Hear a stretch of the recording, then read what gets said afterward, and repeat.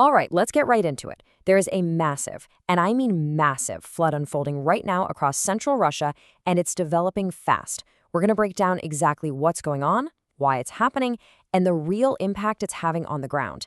And we're going to start with a voice from right in the middle of it all. Nothing is left. That's it. We're cut off. Wow. That's a direct quote from a resident in Panfilovo village, where a road just got completely washed away in a matter of hours. It's a gut punch, really, and it shows you the immediate human stakes of this whole emergency. And that village is just one small piece of a much, much bigger puzzle. What's happening there is actually part of a huge crisis that's stretching across a vast part of the country. So, the root of the problem is a super sudden, really intense spring thaw. There's been this unusual wave of heat that's just melting enormous amounts of snow way too fast. And the rivers, well, they just can't keep up with all that runoff. They're totally overwhelmed. And the sheer scale of this is, frankly, staggering. We're not just talking about one or two little regions here. This flooding is hitting multiple major federal districts all at once. I mean, from the areas around Moscow all the way over to western Siberia. It's huge. So to really get a handle on what's going on, we're going to zoom in and focus on one of the epicenters of this crisis, the Vladimir region. This historic area just a bit east of Moscow has become a major flashpoint. The water levels in the small and medium-sized rivers are rising shockingly fast. Local meteorologists are warning that several of them are about to hit, or in some cases have already blown past their official danger marks. And this isn't just happening in one city either. Emergency services have had to put 9 separate municipalities within the Vladimir region on high alert. It really shows you just how widespread the threat is, even inside this one focused area. Okay, so that's the big picture. But what does this actually mean for the people living there? What does this flood actually look like on the ground? Well, this timeline really tells the story of how fast things are getting worse. On April 2nd, you had 189 family properties reported as flooded. But then, just 3 days later, that number jumped and jumped big. The new total as of April 5th, 262 household plots are now underwater. And listen, these aren't just empty fields we're talking about. These are people's gardens, their yards, the land literally right outside their front door. And it goes beyond homes. The basic infrastructure is taking a massive hit. Just think about it. 7 major sections of road are completely submerged. That just severs travel and cuts off vital supply routes all across the region.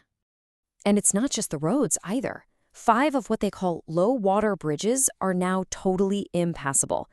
These are the critical links for smaller communities, and for the people who depend on them, this means they are well and truly isolated.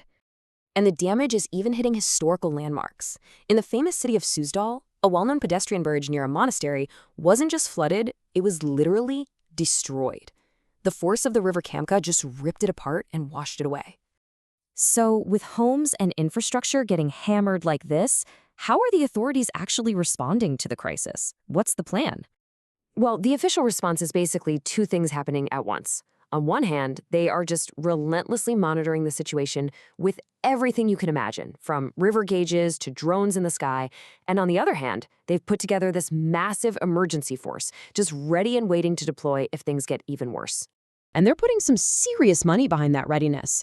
The regional government has set aside over 6.7 billion rubles specifically for dealing with the fallout from this disaster.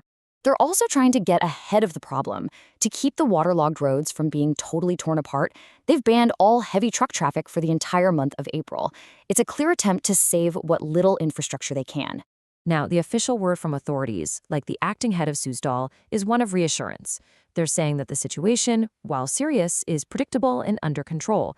But that creates a really stark contrast with that first quote we heard, doesn't it? From the person who felt completely and utterly cut off. So what's the science behind all this? I mean, why is this spring thaw so much more extreme than usual? What's going on? Well, local meteorologists actually have a specific name for what's happening, Vysokoye polovidye, which translates to high flood. This isn't just a casual term for a bit of high water. It's a formal, recognized, dangerous phenomenon, and it's defined by exactly this kind of super fast, intense snowmelt. So here's the absolute key. It's not just that the snow's melting, it's the speed.